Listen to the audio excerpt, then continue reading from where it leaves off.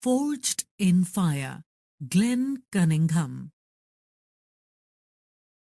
The chilly winter of February 1916 changed Glen Cunningham's life forever. Born on 4 August 1909, Glen was a poor farm boy growing up in the Kansas prairie. He was a likable kid who smiled a lot and loved running. Glen's country school was 2 miles away from his house, but he was unfazed by the distance. He would easily cover the distance in less than 15 minutes. On one bitter cold morning, Glen and his siblings arrived at the schoolhouse before any other students. Their teacher had not arrived yet, so Glen's 13-year-old elder brother, Floyd, decided to build a fire in the school stove to make the building warmer by the time the others arrived. He started by taking a small shovel and cleaning the ashes out from the day before. He threw the ashes in the school garden to help fertilize the plants. He arranged some chunks of coal over the wooden logs in the pot-bellied stove.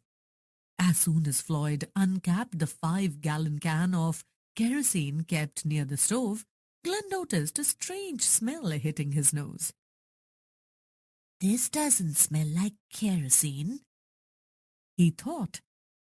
"Smells more like—" Both Glen and his brother were unaware that a community meeting was held at the schoolhouse the previous night. The people who attended the meeting had built a fire in the school stove. The fire was mostly dead the next morning. However, there were still a few live coals, which Floyd missed noticing. The people had also brought over some gasoline for their lanterns. Some of it found its way to the kerosene can, which was used to light the fire. Unfortunately, while kerosene burns slowly, gasoline can explode. As Floyd started pouring the liquid over the stove, the whole thing exploded. Everything caught fire, including Glen's legs. The blinding explosion hurled Glen painfully against the wall. The entire schoolhouse was enveloped in the hot blast of flames. The two brothers rolled on the ground to try and put out the fire. They were somehow taken back home and a physician was summoned to help. He solemnly informed their parents that Glen's legs ran a high risk of infection. There was even the grave possibility that his legs might have to be cut off. Glen may not be able to ever walk again. Floyd's condition was far worse. He died a few days later due to the severity of his wounds. Glen managed to survive miraculously, but he was in great agony. The pain was so unbearable that he thought he was going crazy. He used to fantasize about running again. Deep inside, he seemed to just hold on to his faith in himself. Though the doctors didn't feel very hopeful, he was determined to walk again. At first, he felt miserable, but slowly he learned how to find joy in the little things in life. Sitting upright on his bed, he could still smile with his family, and his food still tasted real good. Life could have a fullness to it even though something really bad had happened.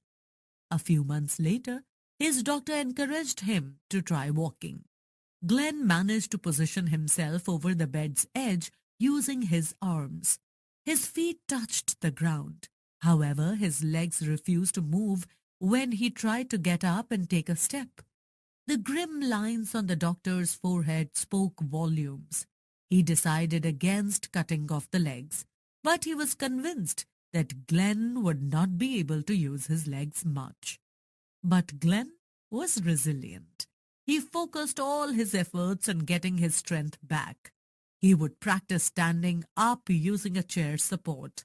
Then one day, trembling and holding on to a table like a baby, Glen stood up for the first time since his accident. His persistence finally woke up his feet. For weeks, Glen practiced tensing the muscles in his toes, feet, and then legs. At first, it would hurt to squeeze a new muscle, but It felt rewarding too.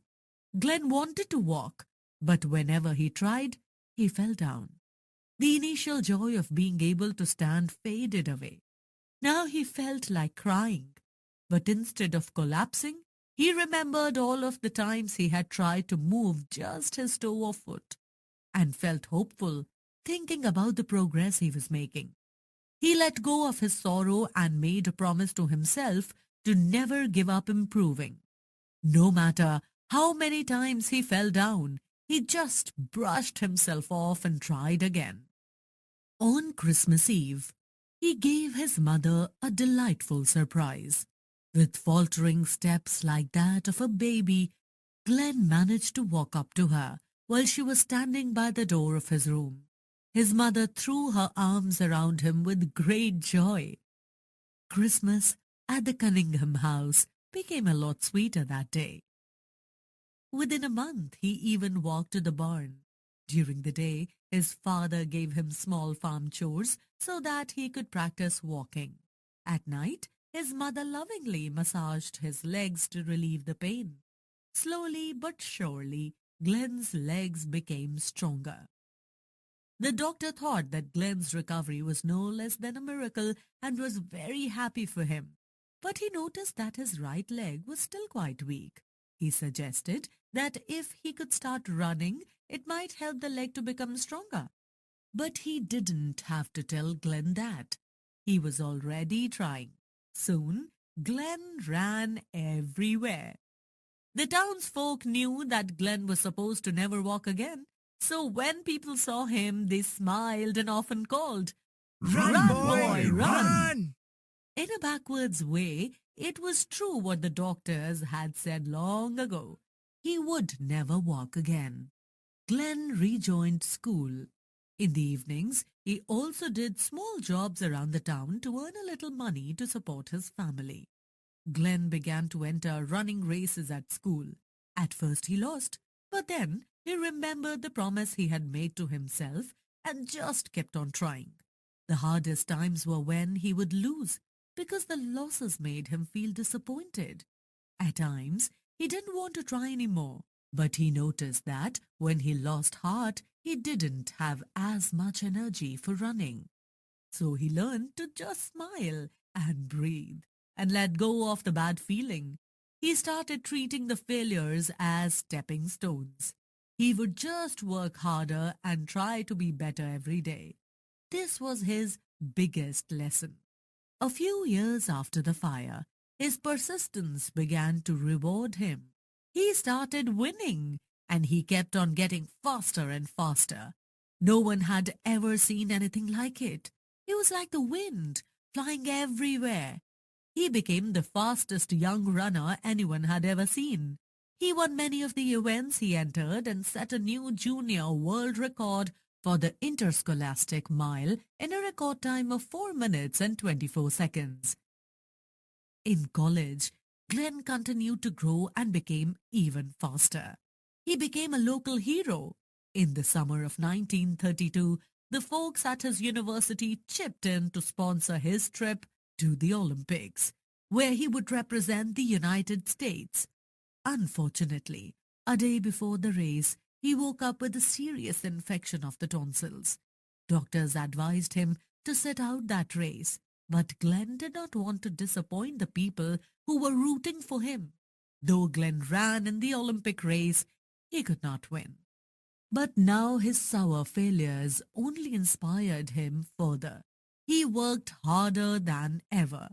At the time, the world record for running a mile was 4 minutes and 10 seconds. Some people predicted that someday a man would run a mile in 4 minutes. Others said it was impossible, but no one could ever run even close to a 4-minute mile. Then Glenn Cunningham shattered the world speed record by running a mile in 4 minutes and 8 seconds. He may have failed to break the 4-minute mile, but for a moment, he became the fastest person in the history of the whole world. 4 years after his first Olympic loss, Glenn went on to win a silver medal in the Berlin Olympics in 1936. A great hero had risen from the little boy who was supposed to never walk again.